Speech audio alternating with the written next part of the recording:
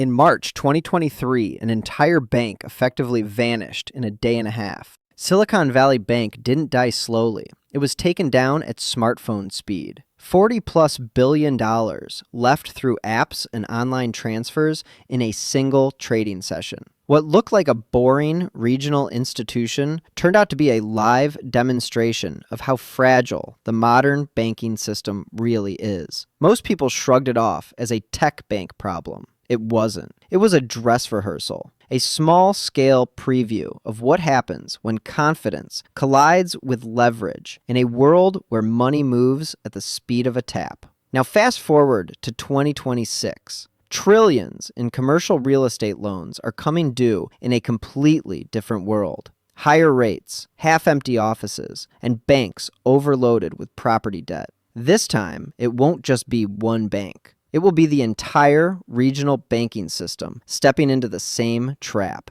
together. Silicon Valley Bank's collapse wasn't just a story about bad interest rate bets. It was a live example of what a bank run looks like in the digital age. For generations, bank runs meant lines of panicked customers waiting outside branches. In 2023, the line was invisible. Depositors sat at home, opened an app, and yanked billions in hours. SVB didn't get time to manage through the crisis.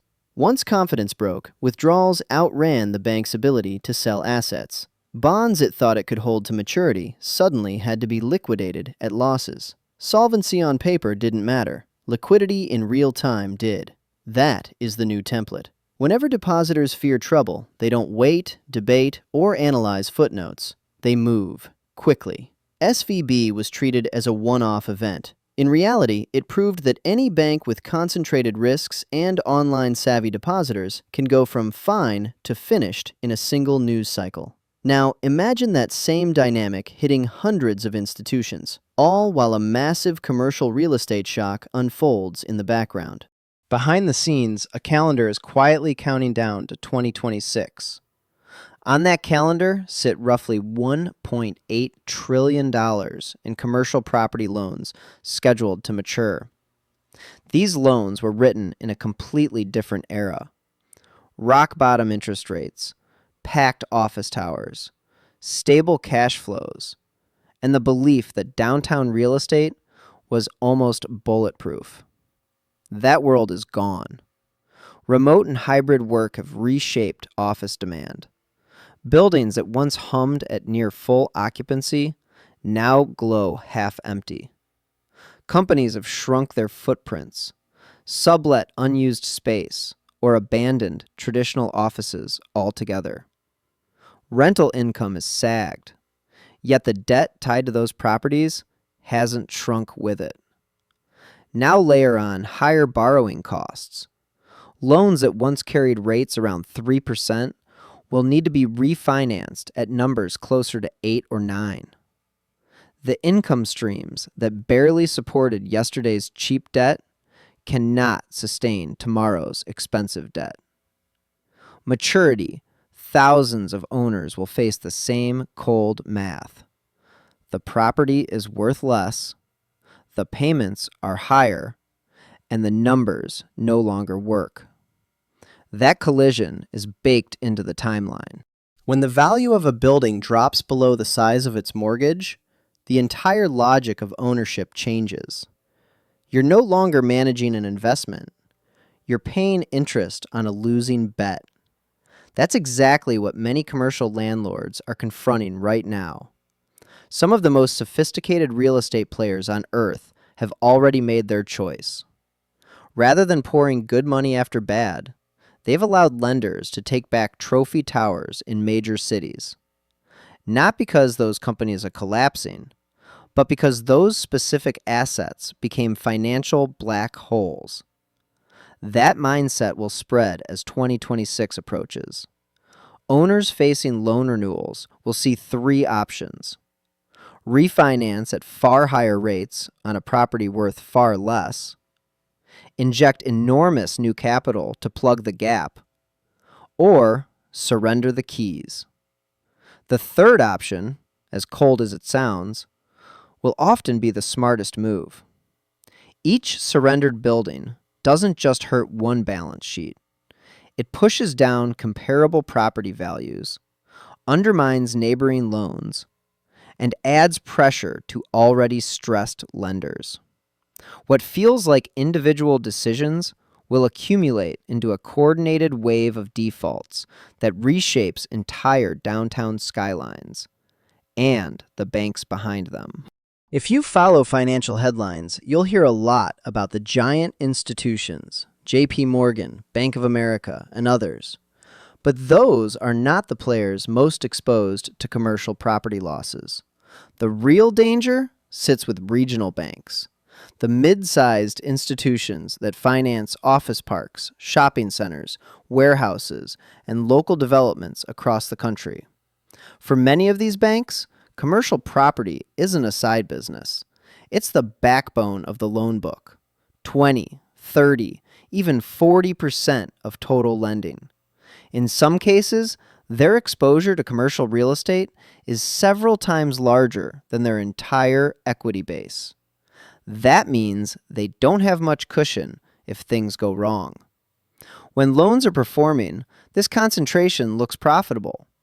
When refinancing becomes impossible and landlords start defaulting, those same loans become wrecking balls. These aren't obscure, tiny players. They're the banks that handle payrolls, mortgages, small business accounts, and local government deposits. If their property portfolios crack, the impact won't be contained to office towers. It will ripple through communities, hitting everyday customers who thought their local conservative bank was the safest choice.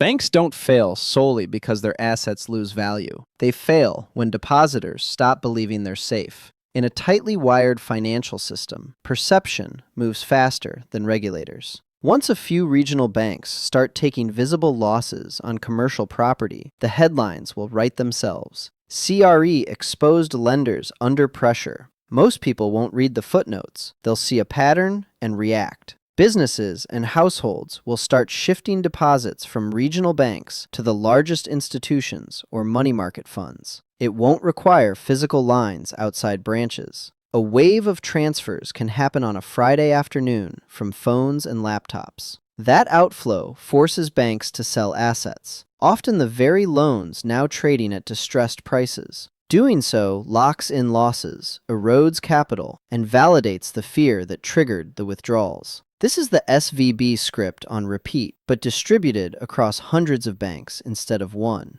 A few failures will spook depositors. The fear will push more withdrawals. The withdrawals will make more banks look weak, and the cycle will accelerate faster than traditional crisis playbooks were designed to handle. Many people take comfort in a simple phrase: "My deposits are insured." Up to a point, that's true. Deposit insurance exists to prevent panic, and historically it has worked. But the fund backing that promise is not infinite. The pool of money available to cover insured deposits is tiny compared to the trillions sitting in vulnerable institutions. In a crisis where a handful of banks fail, the system can manage. Regulators step in, arrange takeovers, and quietly resolve losses. But when dozens or hundreds of regional lenders run into trouble in rapid succession, the math becomes brutal. The volume of deposits at risk could overwhelm the existing insurance fund several times over. At that point, the safety net becomes a political issue. Lawmakers would be asked to approve emergency backstops and guarantees, likely in a highly charged environment where voters are already angry about inflation, inequality, and prior bailouts. The question wouldn't just be, can we protect depositors?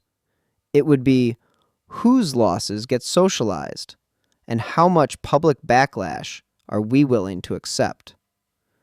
The timing of that debate matters, because markets can melt down much faster than politicians can vote. In 2008, the U.S. government and the Federal Reserve stepped in as ultimate firefighters. They had cleaner balance sheets, lower debt levels, and plenty of room to slash interest rates. Today, those tools are far more constrained. Federal debt has ballooned to levels that make every new rescue package politically and financially heavier. Interest costs on that debt are climbing, consuming a growing share of tax revenue. At the same time, the Fed is sitting on a massive balance sheet built up over years of bond buying programs. When rates jumped, the value of those holdings fell, leaving the central bank with enormous unrealized losses. That doesn't mean the Fed and Treasury are powerless. But it does mean every new intervention carries more side effects, higher borrowing costs, higher inflation risk, and greater scrutiny from global investors already questioning long-term U.S. fiscal discipline. In other words, the same institutions that once absorbed crises with decisive, overwhelming moves now face their own constraints. The next rescue will be harder to execute, more controversial to justify, and less able to fix everything with a single coordinated announcement.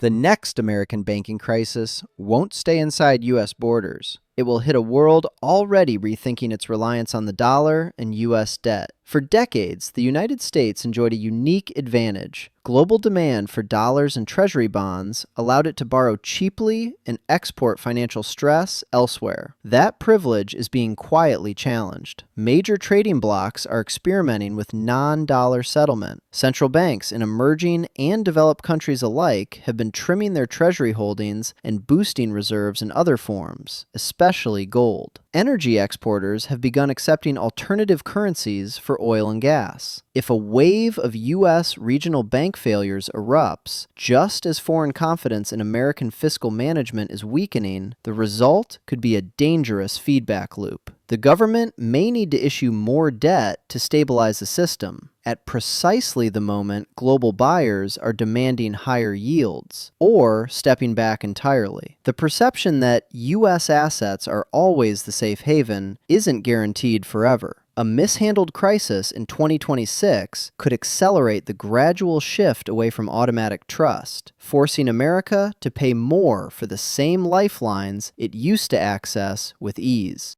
It's easy to think of commercial real estate and bank balance sheets as distant, abstract problems.